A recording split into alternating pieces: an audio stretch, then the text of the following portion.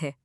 1498 में Vasco da gamma Bharat आया और सिर्फ मसाले की खोज ने पूरे देश की तकदीर बदल दी। में यूरोपीय कंपनियों के आने और जमने की कहानी पर बात कर रहे हैं। जी। हमारे पास कुछ ऐतिहासिक लेख हैं जो खास घटनाओं और टाइमलाइन पर फोकस करते हैं। हाँ। कोशिश यही है कि इन यूरोपीय ताकतों के आने का जो क्रम है और उनके जो मुख्य काम थे उन्हें फटाफट समझें। बिल्कुल। और ये ध्यान रखना जरूरी है कि ये काफी उलझा हुआ मामला है। पुर्तगाली, डच, अंग्रेज, फिर डेनिश, फ्रांसीसी सब अलग अलग टाइम पर आए। हाँ, और असर भी अलग अलग रहा होगा। बहुत अलग, कोई सीधी लाइन नहीं है यहाँ। तो चलिए शुरू करते हैं सबसे पहले आने वालों से, पुर्तगाली।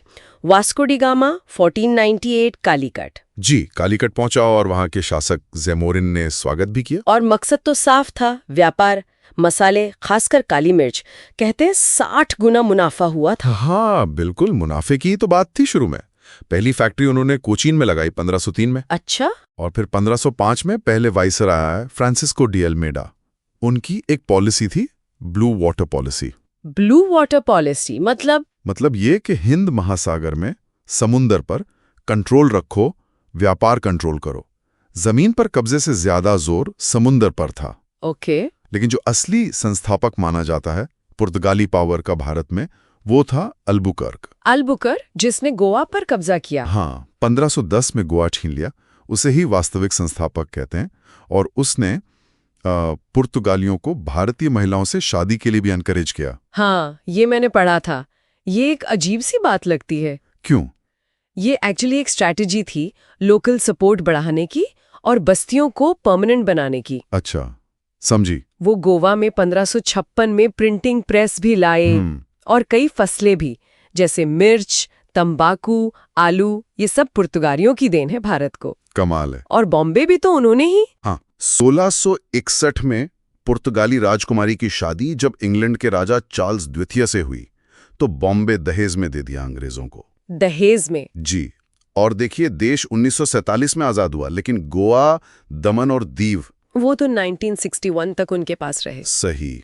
और एक डार्क साइड भी थी, बंगाल में हुगली को उन्होंने समुद्री लूटपाट के लिए भी इस्तेमाल किया। तो पुर्तगालियों ने शुरुआत की, उनके बाद कौन आया? डच? हाँ, अगले महत्वपूर्ण खिलाड़ी थे डच।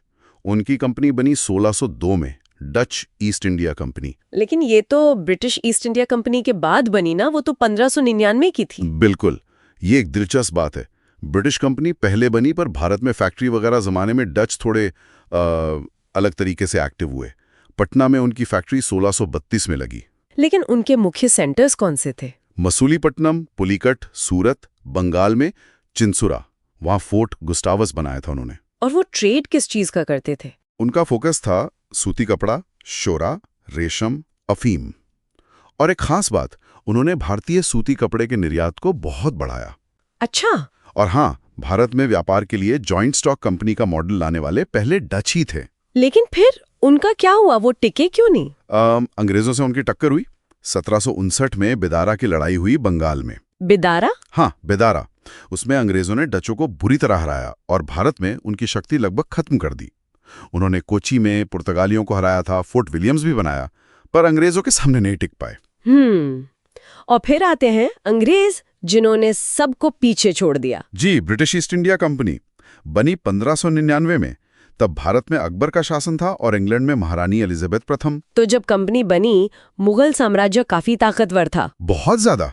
अंग्रेजों की पहली टेम्पररी फैक्ट्री मसूलीपट्टनम में 1611 में लगी। और परमानेंट? वो सूरत में 1613 में। इसकी इजाजत जहांगीर ने दी थी। अच्छा, मुगल बादशाह से परमिशन ली? हाँ, लेकिन वो भी तब मिली जब 1612 में कैप्टन थॉमस बेस्ट ने सूरत के पास स्वाली में पुर्तगालियों के जहाजी बेड़े को हरा दिया। इससे मुगल इंप्रेस हुए। मतलब अपनी नेवल पावर दिखाकर इजाजत ली। बिल्कुल। फिर सर थॉमस रो भी तो आए थे जहांगीर के दरबार में 1615 में। हाँ, व्यापारिक रियायतें लेने। सही। फिर उन्होंने धीरे धीरे पैर जमाए। 1639 में मद्रास लिया विजयनगर के लोकल नायक से, और वहां फोर्ट सेंट जॉर्ज बनाया। जी, वो उनकी पहली किलेबंद बस्ती बनी और बाद में हेडक्वार्टर्स भी। फिर 1661 में पुर्तगाल से बॉम्बे मिला, जो 1668 में कंपनी को लीज पर दे दिया गया। उनका शुरुआती नारा था व्यापार, भूभाग नहीं। ये कब बदला?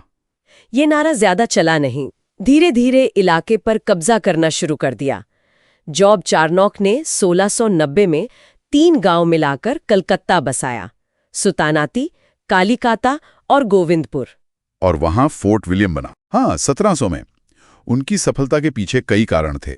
एक तो उस समय भारत में कोई एक मजबूत केंद्रीय शक्ति नहीं थी, मतलब राष्ट्रवाद जैसी भावना नहीं थी। सही। उनकी सेना बेहतर ट्रेन थी, हथियार मॉडर्न थे, और भारतीय सैनिकों में वफादारी की कमी थी।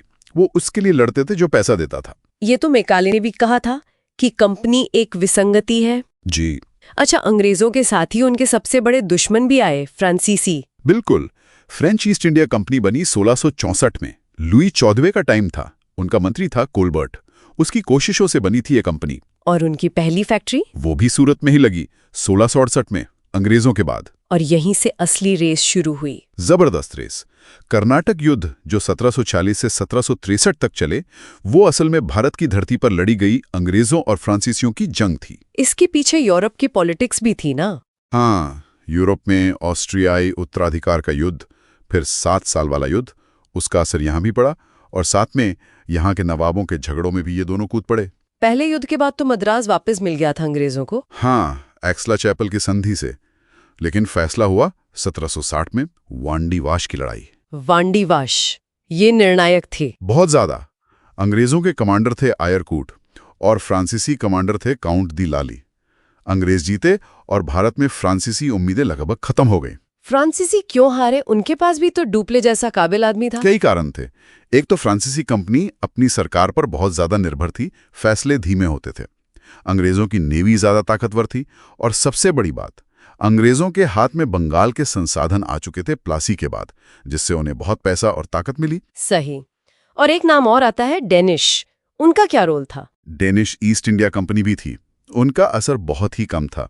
ट्रैंक्यूबार, तमिलनाडु और श्रीरामपुर, बंगाल में उनकी छोटी मोटी बस्तियां थी। फिर आखिर में उन्होंने अपनी सारी बस्तियां अंग्रेजों को बेच दी और चले गए। तो अगर हम क्रम देखें, पुर्तगाली, फिर डच, फिर अंग्रेज, डेनिश और आखिर में फ्रांसीसी। जी, यही क्रम था। और धीरे धीरे खासकर अंग्रेजों और फ्रांसीसियों ने सिर्फ व्यापार नहीं बल्कि इलाके पर कंट्रोल करना शुरू कर दिया। हाँ, फोकस शिफ्ट हो गया व्यापार से साम्राज्य की तरफ। तो ये थी संक्षेप में यूरोपीय कंपनियों के आगमन की कहानी। बिल्कुल। और आखिर में एक सोचने वाली बात यह है कि कैसे इन यूरोपीय शक्तियों की जो आपसी लड़ाइयाँ थीं, जो यहाँ भारत में लड़ी गई, उन्होंने यहाँ के पॉलिटिकल और इकोनॉमिक लैंडस्केप को पूरी तरह बदल दिया।